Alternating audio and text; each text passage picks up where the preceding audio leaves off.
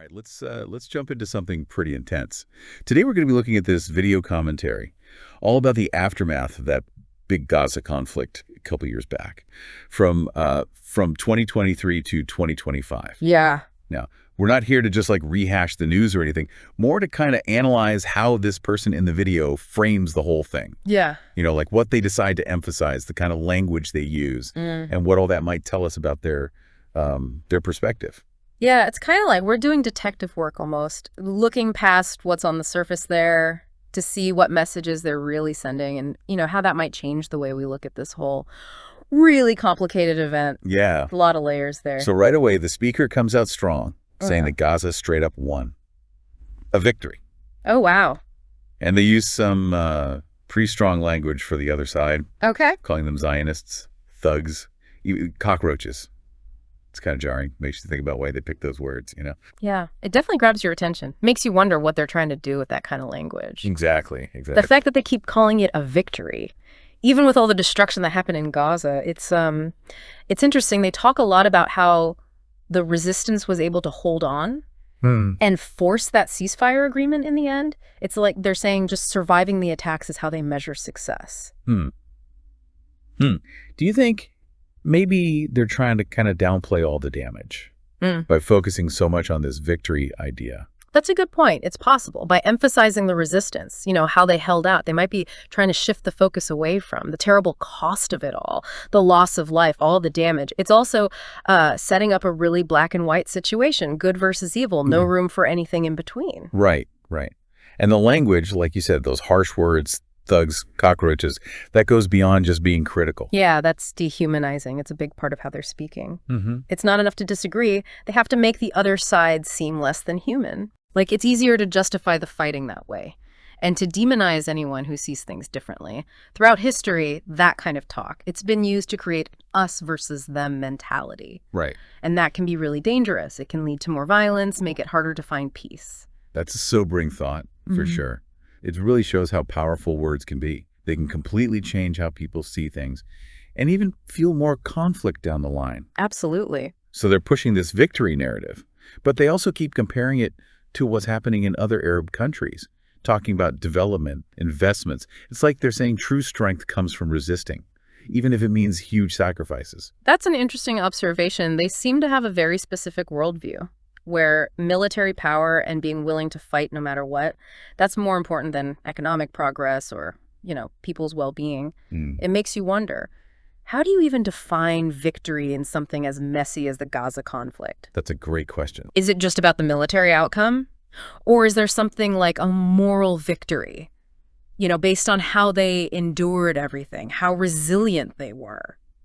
That's the thing, right? Well, we're talking about two kinds of victory here. Yeah. One's all about military strength, numbers. The other one's about spirit, the will to fight back. That kind of leads me to something else I noticed in this video. Okay, yeah. The way they talk about the resistance fighters, it's so vivid, almost like a movie. Digging tunnels with their bare hands, going up against tanks with just knives. Oh. It's crazy. It's not just about the facts. It's about telling a story and telling it in a way that really grabs you, using those powerful images. It's like they're making these fighters into legendary heroes, emphasizing their courage, how determined they were, even though it seemed like they had no chance. Yeah, and you could see how that would get to people. Yeah. Especially those who already support the Palestinian cause. It's a very powerful story. But isn't there a risk of making things too simple? Doesn't it kind of ignore all the complicated parts of what's really going on? That's a really important point. While this David versus Goliath story can be very powerful, it can also lead to oversimplification and to demonizing the other side. It's important to remember that there are many different perspectives on this conflict, and understanding those different views is crucial if we want to have a real conversation about the issues. You're right. It makes you wonder how this same story would land with different people. Someone who doesn't know much about the conflict, or someone from a totally different background. That's fascinating, yeah. It gets to the heart of how stories shape the way we see the world, the way it's told, the language, the images they use.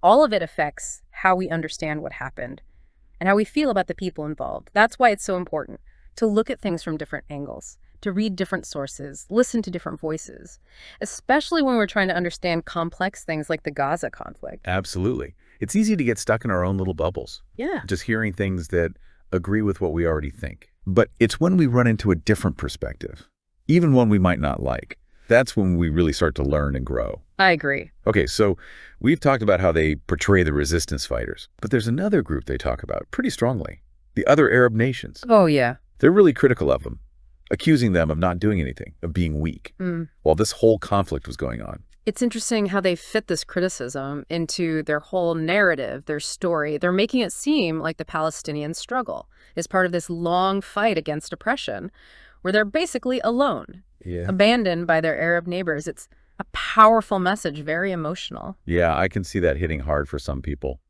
especially those who already feel let down by other Arab countries. But doesn't that risk pushing away potential allies and making the divisions even worse? It's a tough situation, a double-edged sword. Right. On one hand, this us against the world story, Yeah. it can get people fired up, create a sense of solidarity among those who support Palestine. But it can also lead to a siege mentality, making it harder to have dialogue and find common ground. It's like they're saying, we're on our own, we don't need anyone's help. But doesn't that just make lasting peace even harder? Don't you need some level of cooperation, support from the international community, including other Arab countries? Absolutely. While some people might agree with this message, it's important to think about the consequences of this kind of isolationist talk. If we want any real solution to this conflict, we need to build bridges, encourage dialogue, and that means talking to a lot of different people, including those who might disagree with us or who haven't always been supportive in the past. So where does this whole commentary fit in to the bigger conversation about the Gaza conflict? Is this a common view, or are they kind of on their own here? It's hard to say for sure without looking at more sources, but it's clear that this speaker's perspective reflects a certain way of thinking within the Palestinian discourse, one that really focuses on resistance, resilience, and a deep distrust of anyone getting involved from the outside. Whether this is a popular view or just a small group, that's something we'd need to investigate further. It makes you wonder about all the other voices out there, the ones we haven't heard yet. What are their stories, their hopes for the future? That's the beauty of digging into this kind of material. It sparks our curiosity, makes us ask questions, pushes us to really understand what's going on. And as we do that, we broaden our horizons and start to challenge our own assumptions. I like that. Challenge our own assumptions. Yeah. Well said. All right. We've definitely only scratched the surface here.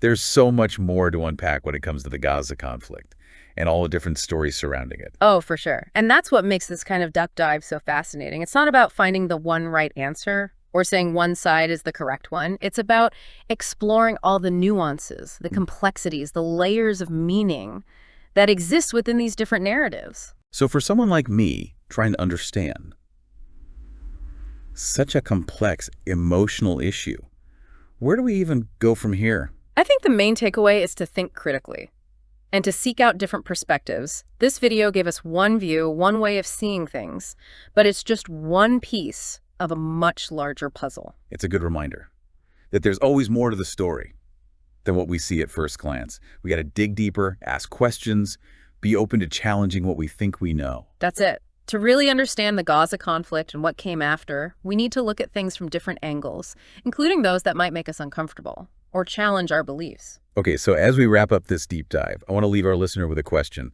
What other perspectives are you going to look for? To get a fuller picture of this conflict, what voices will you listen to? What questions will you ask? And maybe even more importantly, how will you approach those different viewpoints? Will you be open to hearing things you don't agree with? Will you think about them critically and thoughtfully? Recognizing that everyone has their own biases and reasons for telling the story the way they do. It's been great exploring this video with you. Likewise. I hope this deep dive has inspired you to keep learning, keep questioning, and keep digging deep into the complicated issues that shape our world. Thanks for joining us. Thanks, everyone. It's like we're talking about two totally different kinds of victories here. Yeah. One that's all about, military strength and numbers, and another one that's more about spirit, about not giving up. And that kind of reminds me of something else I noticed in the video. Oh, yeah. The way the speaker describes those resistance fighters, it's incredibly vivid, like something out of a movie, talking about digging tunnels with just their bare hands, going up against tanks with nothing but knives. Wow. It's pretty intense. It's not just about giving information, it's about crafting a narrative, a powerful story. Right. And by using that kind of imagery, they're making these fighters into almost mythical heroes. Yeah. They're emphasizing their bravery, their determination, even when they were facing those incredible odds. Yeah. I can see how that would really resonate with people, especially those who already, sympathize with the Palestinian cause.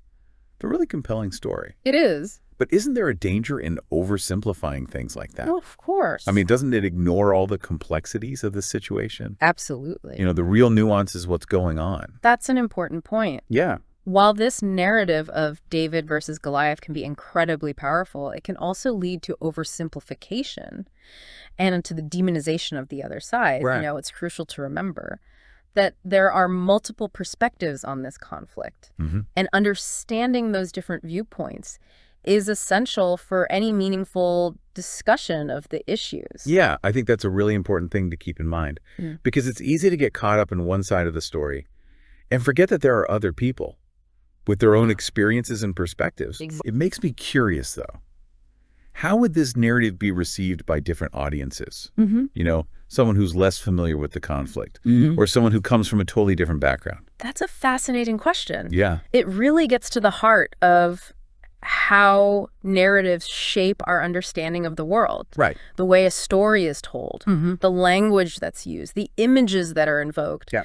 All of these factors can influence how we perceive events and the people involved. It's why it's so important to engage with a variety of sources and perspectives when we're trying to make sense of complex issues like the Gaza conflict. I totally agree. I feel like we often get stuck in our own little bubbles. Yeah. Just consuming information that can correlate to our existing beliefs. Oh, yeah. But it's those moments when we encounter a different perspective, even one we might not agree with, that we really start to learn and grow. Okay, so we've talked about the speaker's portrayal of the resistance fighters. But there's another group that they address pretty forcefully, and that's the other Arab nations. Oh, right. The speaker is incredibly critical of them, accusing them of inaction and weakness in the face of the conflict. It's interesting how they weave this critique into their broader narrative. They're presenting the Palestinian struggle as part of a larger historical battle against oppression, where they're essentially alone, abandoned by their Arab neighbors. It's a powerful message. It is. And a very emotionally charged one. I can imagine that resonating strongly with some people, particularly those who already feel a sense of disillusionment or resentment toward other Arab countries. Yeah. But wouldn't it also risk further alienating potential allies and, exacerbating existing divisions? It's certainly a double-edged sword. Right. On the one hand, this us against the world narrative, it can really galvanize support. Yeah. And create a sense of solidarity among those who identify with the Palestinian cause. But it can also contribute to a siege mentality, which could hinder efforts at dialogue and reconciliation. Yeah, it's like they're saying, we're fighting this battle alone, and we don't need anyone else's help. Right. But wouldn't that make it even harder to achieve lasting peace? I mean, don't you need some level of cooperation and support from the international community, including other Arab nations? Absolutely. While the speaker's message might resonate with some, it's important to consider the potential consequences of that kind of isolationist rhetoric. Building bridges and fostering dialogue are essential steps towards any meaningful resolution to the conflict. Right. And that requires engaging with a wide range of actors, including those who might hold different views or who haven't always been supportive in the past. So how does this commentary fit into the broader conversation about the Gaza conflict? Is it representative of a particular viewpoint? Or is it more of an outlier? It's difficult to say definitively without analyzing a wider range of sources. However, it's clear that the speaker's perspective reflects a particular strain of thought within the Palestinian discourse, one that emphasizes resistance, resilience, and a deep skepticism of outside involvement, whether this view is widely shared or represents a minority opinion, is a question that requires further exploration. It makes you wonder about the other voices out there, the ones we haven't heard yet. What are their stories, their perspectives, their hopes for the future?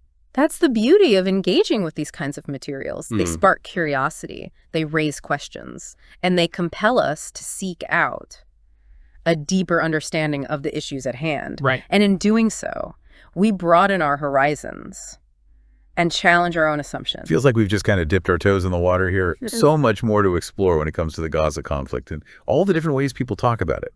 Yeah, absolutely. And that's what I find so interesting about this kind of deep dive. It's not about getting to some definitive answer or deciding that one perspective is the right one. It's about exploring all the nuances, all those layers of meaning in these different narratives. So for someone like me, trying to wrap my head around this whole thing, such a complicated issue, so much emotion tied up in it, where do we even go from here? Well, I think the most important thing is to think critically and to really seek out different perspectives. This video gave us one way of looking at things, but it's just one piece of a much bigger picture. Yeah, it's a good reminder that there's always more to the story than what you see on the surface. Got to keep digging, keep asking questions, and be ready to challenge our own assumptions. Exactly. To truly understand the Gaza conflict and what came after, we need to look at it from all angles, even the ones that might make us feel uncomfortable or challenge what we believe. So, as we wrap up this deep dive, I want to leave our listeners with a question.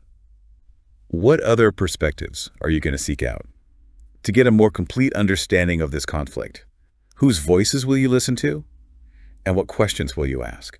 And maybe even more importantly, how are you going to approach those different viewpoints?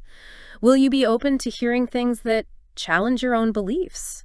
Will you engage with them critically and thoughtfully, remembering that everyone has their own biases, their own reasons for telling the story the way they do? It's been really fascinating unpacking this video with you. Likewise, it's been great. I hope this deep dive has inspired you to keep learning, keep asking questions, and to keep digging deeper into the issues that shape our world. Thanks for joining us. Thank you, everyone.